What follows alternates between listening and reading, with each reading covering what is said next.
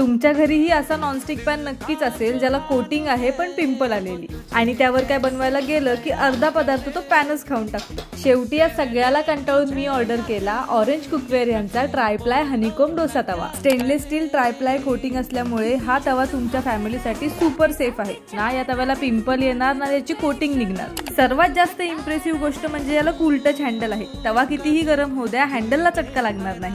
त्याहून मोठा ॲडव्हान्टेज म्हणजे याची हनीकोम कोटिंग। यावर तुम्हाला काहीच कंपल्शन नाही की तुम्हाला प्लास्टिक किंवा लाकडाचे स्पून वापरायचे आहेत, तुम्ही मेटलचे पण वापरू शकता। हे स्क्रॅच रेजिस्टंट आहे आणि हे सगळं देण्यासाठी आपण ऑरेंज कुकवेअरला एकदा थँक्यू तर बोललंच पाहिजे। चला आता यावर डोसा बनवूया।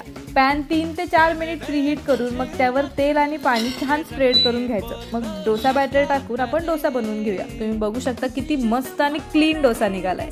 आणि हो, यावर तुम्ही फक्त डोसा नाही तर चपाती, पराठा, ऑमलेट तुम्हाला जे हवं ते बनवू शकता। ऑरेंज कुकवेअर्सच्या सगळ्या प्रोडक्टची क्वालिटी तर मला आवडलीच, पण हे ड्युरेबल आणि यांची प्राइस पण एकदम बजेट फ्रेंडली आहे। ऑरेंज कुकवेअर्सचे सगळे प्रोडक्ट त्यांच्या वेबसाईटला अवेलेबल आहेत आणि लिंक माझ्या बायोमध्ये आहे। मग कसली वाट बघताय, ऑर्डर लवकर प्लेस करा।